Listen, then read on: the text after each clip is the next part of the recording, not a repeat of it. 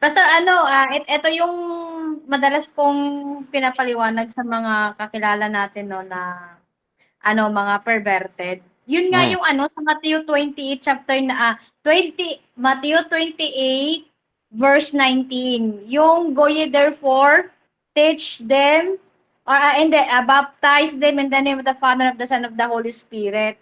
Ngayon, ang kanila kasi diyan, pastor, yung go daw, utos daw yon. So according daw sa Bible reading, that is one of the perspective. Ngayon, hinanapan ko, nag-research ako kung ano yung mga best example ng perspective na sinasabi nila or yung command nga daw. Buti pa si Google, Pastor, ang lumabas yung Ten Commandment, which is tama. Kasi nung pumunta nga tayo ng yung go ye therefore pala, is siya, di ba, naka-eros tense, and then it happened in the past, which is yung the apostle. Hmm. Ba't ako na nagpapaliwanag? Si joke ko. Sige, sige, sige lang, sige lang, sige lang, sige lang. So yun nga, Pastor, utos daw yun, tapos inaano na nila ako, parang pinotakti nila ako na daw, na parang, so hindi daw ako totoong Kristiyano kasi bakit daw sinasabi ko na ganito, ganun daw yun, ganyan, ganyan. Tapos sabi nila, dapat ang may tawag pa nga sila Great Commission yon. Yung isang tawag na dyan na Great Commission na dapat daw talaga ipalaganap daw talaga yon. Lahat ng mga Kristiyano talagang mag-preach, mag-ministry. Yun yung pagka nila, Pastor. So, ang tanong ko, Pastor, talaga bang utos ba to sa ating mga Gentile? Kasi, di ba, alam naman natin, Matthew is talagang Diyos ang kausap, mga Hudyo. So, further explain nga, Pastor. Thank you. Okay, so yung totoong sinabi niya sa Greek, tingin tayo. Sabi dito, no, hindi naman to pero may figuratively travel, ibig sabihin, ayun na, travel nakalagay, traverse. Oh, naka-eros tense to. Tapos, kung eros tense, present tense, habang, ibig sabihin habang nangyayari, habang kayo ay humahayo. So, ang translation talaga rito, tama talaga rito, habang kayo ay humahayo. Ibig sabihin, humahayo na kayo nito. Hindi to utos. Tingnan niya. Kaya tama yung translation ng ibang translation na go ye therefore therefore likewise then okay. Teach. Okay, kasi tinan nyo, kaya natin pinag-uusapan tong Mateo to kasi aalamin natin by context. So, sino talaga yung kausap dito? Nasa 28 pa naman to, no? So, masasagot natin to sa ika-14 chapter, ika-14 week natin. Pero sige,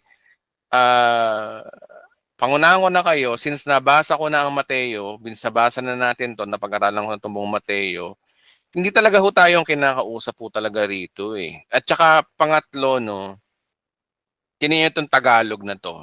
Maganda ang pagkakatranslate nito eh. Sabi dito, no, kaya't habang kayo'y humahayo. Utos ba yan? Kaya't habang kayo'y humahayo, gawin ninyong alagad ko ang mga bansa. Ibig sabihin, humahayo na to. Hindi to utos. At bautismo nyo sila sa pangalan ng Ama, na Anak. Porke ba bautismo, tubig? Tubig ba yan? Ano ba si Jesus? Di ba si Jesus nagbabautismo sa apoy? Sabi ni John the Baptist. Nagbabautismo ako sa tubig, ngunit yung parating ko yung nagbabautismo sa apoy. Oh, sa banal na spirito. Oh. Diyan pa lang sa bautismo, magkakatalo na tayo eh. Oh, paano nila nasabi tubig yan? Ako may verse ako na nagpapatunay na yan na hindi tubig. Kasi maliwanag na sinasabi sa Biblia na si Jesus Christ nagbabautismo hindi sa tubig. At maraming verse sa Bible na nagpapatunay na si Jesus Christ never na nagbautismo sa tubig. Yung mga alagad lang daw niya. May verse pang ganun. Kaya yung bautismo tinuturo ni Cristo rito, yung tinatawag na when the Holy Spirit comes with Him, yung banal na Spirito. Oh. Since bagong tipan na to, kabubuhay na ni Kristo, Anong bautismo ba ang dapat mangyari? Oh. Paano ba mabautismohan ng tao? Sa pananaw ng bagong tipan na, basa tayo, Ephesians. So, dito tayo magkakatalo. Kasi kung tatanungin talaga natin ng bagong tipan, ito talaga yung ito talaga yung baptism of the Holy Spirit. Ephesians 1:13, sabi rito, kayo na may naging bayan ng Diyos matapos ninyong marinig ang salita ng katotohanan at ang magandang balita na nagdudulot ng kaligtasan, gospel, salvation, at faith in Christ Jesus, ang formula, para kaya't ipinagkaloob sa inyo ang Espiritu Santo. That is the baptism of the Holy Spirit once you believe in Christ, na ipinangako ng Diyos bilang tatak ng pagkahirang sa inyo. So anong klaseng bautismo ba ang gusto nilang mangyari? Kailangan ilubog sa tubig? Wala nga, hindi nga nagbabautismo si Kristo sa tubig. Si John the Baptist lang naman nagtutubig eh. Pangatlo, ito'y kaugalian ng mga Hudyo. Linaw-linaw na ang bautismo ay kaugalian ng mga Hudyo. Pang-apat, si Pablo, mas gugustuhin pa niyang mangaral lang ng pangangaral ng salita ng Diyos kaya siya magbautismo at wala siyang binabautismohan sa tubig. So anong bautismo to? Ito. Kasi totoo naman talaga, di ba, na kaya natin pinipreach ang gospel para nang sa ganon, manampalataya sila kay Kristo. At pag nanampalataya sila kay Kristo, doon na sila mababautismohan ng banal na Espiritu Santo, wherein ito nga yung faith in Christ. Then after that, you will receive the Holy Spirit. Wala nang tangs na yan. Wala nang parang parang mga baliw na nakikisay, nagtatawa, nagtatatalon, nagtatumbling, nagka-acrobatic, o ano-ano mga pinaggagawa, no? O hindi nagkailangan ng ganon. Once you believe in the Holy Spirit is within you. Ang Espiritu hindi nakikita, hindi yan nahalata. Pero the moment you receive in Christ, o magkakaroon ka ng kaunawaan tungkol sa salita ng Diyos, malalaman mo ng katotohanan. Oh. So ano ang big idea sa pinapangaral ni Kristo? Siya pa rin ang bida, pananampalataya kay Kristo pa rin ang sinasabi sa Mateo chapter 28. Balik tayo, 28. Habang kayo mahayo, gawin ninyong alagad ko mga tao ang mga bansa. Papaano magiging alagad ng mga tao ang mga bansa? Papaano bautismuhan nyo sila? Papaano babautismuhan sa ngalan ng Ama at ng Espiritu Santo? Paano mangyayari to? Once you believe in Christ, you have Holy Spirit, you will be baptized by the Holy Spirit. Once you believe in Christ, so ano ang susi? Si Kristo pa rin ang bida, hindi yung mga kung ano-ano mga orasyon. Ay sus. Oh. Sabihin na natin na ito ay sa mga Hudyo, ganun din ang mensahe. Oh. Maricena, sa tingin ko, yan yung tamang kasagutan dyan, kapatid. Ay, yes, Pastor, thank you. Tayo kasi naliwanagan na tayo dyan. Yung mga perverted lang kasi talagang hirap silang tanggapin yun dahil nga sa church nila, uso sa kanila yung recruitment. So, recruit dito, recruit doon. Tapos, pagka napunta ka na sa church nila, bautismuhan ka na para maging membro ka nila. Ayun, ligtas ka na sa bautismo. May parusa ba rito pag hindi ka humayo? Paano kung hindi ako humayo? Paparusahan ba ako ng Diyos? May sinabi ba rito paparusahan ako ng Diyos? Wala naman May Hiling nga sinabi. nila dyan, utos daw dyan, pastor eh. Utos.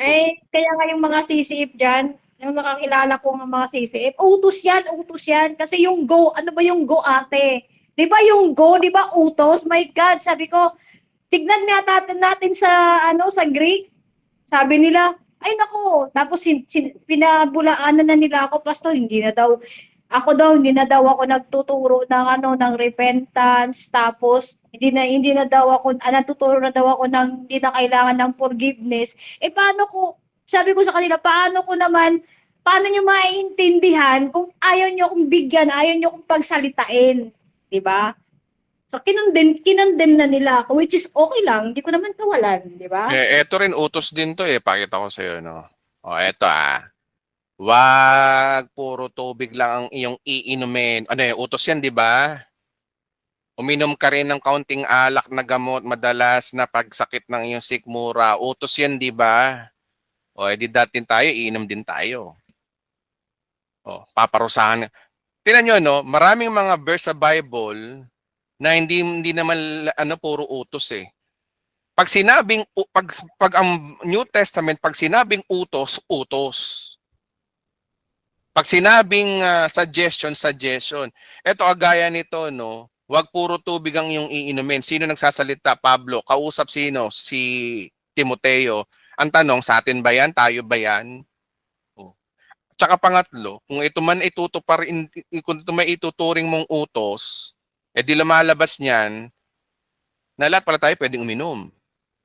Tsaka pangatlo, nasaan dyan yung parusa? Ang tunay na utos, kapatid, ganito Ang tunay na utos yung may parusa talaga. Bigyan kita ng halimbawa. Ito, utos talaga to. Pag sinabing utos, kailangan may parusa. Yun ang utos. Hindi pwedeng sabihin na utos to, pero wala naman kaukulang parusa. Ibig sabihin, hindi siya seryoso. Meron sa bagong tipan na dalawa talaga na utos na pwede mo ikapahamak. Ito yung una. Diyan. Paboritong libro ng mga hindi nagbabasa ng Biblia. Diyan. Diyan lang. Okay. Ito. Isinugo ng Diyos ang kanyang anak, hindi upang hatulan parusahan ng taong, kundi upang iligtas ang mga samagitan nito. Ngunit hinatulan na maparusahan. Ito yung utos. Ngunit hinatulan na ang hindi sumasampalataya sapagkat hindi sila sumasampalataya. Ito dapat ang utos. Ito yung utos.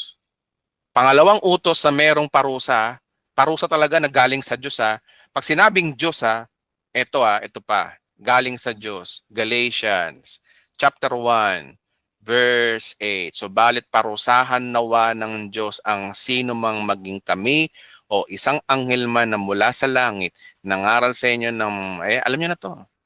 Magsalta ka, magturo ka ng maling gospel, may parusa. Yan ang utos. Ito ay relasyon sa Diyos to Meron ding utos din si Kristo. Basa. Pero ang tanong, yung ba ay para sa Diyos? Basahin natin. John chapter 13 verse 34. Ito talaga yung mga utos. Pag sinabing utos, utos. Hindi yung nagpe-presume ko lang porke may go, porke ganito gawin mo, utos na. So, dapat ganito makita natin isang bagong utos ang binibigay ko sa inyo ngayon. Etong utos ni Kristo, mag-ibigan kayo. Kung paano kayong iniibig, hindi naman mag-ibigan kayo. Ang tanong, mapaparusahan ka ba? Pag hindi ko to sinunod, ano parusa? Kasi pag hindi ko to sinunod, ito mangyayari. Kung kayo'y mag-iibigan, makikilala ng lahat na kayo mga alagad ko. Pag hindi pala ako umibig sa aking kapatid, hindi pala ako magiging alagad ni Kristo. Yun ang parusa. O yun lang naman, ang parusa. Sira ang patotoo mo bilang Kristiyano. Hindi to matter of life and death. Hindi kagaya ng hindi pananampalataya kay Kristo at magturo ka ng maling gospel, yun talaga ang mapupunta ng impyerno. Yun ang utos. Paano nangyari naging utos tong Mateo 28 na to? No? Porque ba sinabing go lang? Ang tawad dyan ay si Jesus. Gumagawa sila ng sarilang interpretasyon. Tsaka ang sinabi naman dyan, kaya't habang kayo humahayo, tutong-tutol, mahayo naman kayo, gawin ninyong alagad ko mga tao sa lahat ng bansa at bautismohan sila sa ngalan ng Ama, ng Espiritu Santo. Paano kung hindi ko sinunod? Turuan nyo silang sumunod sa lahat ng inuutos ko sa inyo. Tandaan nyo, ako'y laging kasama nyo hanggang katapusan ng panahon. Nasaan ang parusa dyan? Nakikisuyo lang si Jesus Christ sa atin. Pakiusap naman habang kayo mahayo. Ganto yung tono, ganito yung totoong indiction ng sinabi ni Christ. Pakiusap, para nakikiusap lang siya. Habang kayo mahayo, gawin ninyong alagad ko ang mga tao at lahat ng bansa. Bautismuhan nyo sila sa ngalan ng Ama, ng Espiritu Santo. At yung bautismo na ito, naging maliwanag to sa panahon ni Apostol Pablo. Na ang bautismo pala ay manampalataya ka kay Kristo, doon mapupunta sa iyong banal na Espiritu, doon ka mababautismohan.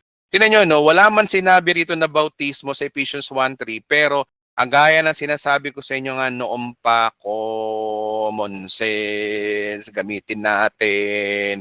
Kapag nanampalataya ako kay Kristo, magkakaroon ako ng Espiritu Santo. Ngayon ang tanong, ang bautismo ba, ano ba ang description ng bautismo? 'Di ba sumayo ang banal na Espiritu, 'di ba? 'Yun ang bautismo di ba? Ang meaning ng bautismo, matatanggap mo ang banal na spirito.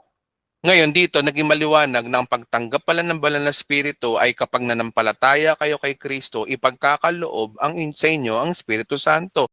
Ngayon sabihin mo sa akin, hindi ba yan logically bautismo? Kasi ang problema sa mga ibang Pilipino talaga, gusto lagi letra por letra. Ayaw gamitan ng common sense. Karamihan sa mga Pilipino. Naging robot ang utak. Ayan, utos. So, ayan, utos. Lahat utos. Lahat ng sinasabi sa Bible, utos, hindi nagbabasa maigi. It takes wisdom. Kaya nga yung mga yan yung mga ligaw na yan, hindi kasi sila born again. Hindi kasi sila totoong born again. Born again lang sila by religion, pero by heart, not yet. Why? Ang true born again, naiintindihan ng scripture. They didn't know how to harmonize the scripture. Kapag ang isang pastor nagturo ng scripture at may mga binabanggam verse, hindi pa niya naiintindihan ng scripture. Ang totoong nakakaintindi ng scripture, they harmonize the scripture. Dahil ang Biblia ay hindi sinungaling. Ang Biblia ho kasi ay hindi contradict. Ang contradict lang yung nag-aaral, yung nagsasalita. Kaya napakahalaga mga kapatid ng hermeneutics. Napakahalaga po na tuwing nagbabasa tayo ng Bible, wisdom din sa Panginoon ang kailangan. Sino bang kausap? Sino nagsasalita? Anong panahon ba ito? Ito ba'y utos o hindi? Ito ba'y suggestion o hindi? Ano intensyon ng manunulat? Dapat iniintindi yun eh. Kaya dapat talaga yung mga pastor nag-aaral ng hermeneutics eh. Hindi puro lang ng gano'n lang, nag-aaral lang ng konting Bible, nagbasa lang eh. Nagpastor na. Nire-respeto ko yung mga hindi nag-aaral na pastor, pero sa totoo lang mga kapatid, panahon na, magra-rapture na, mag-aral na kayo ng salita ng Diyos.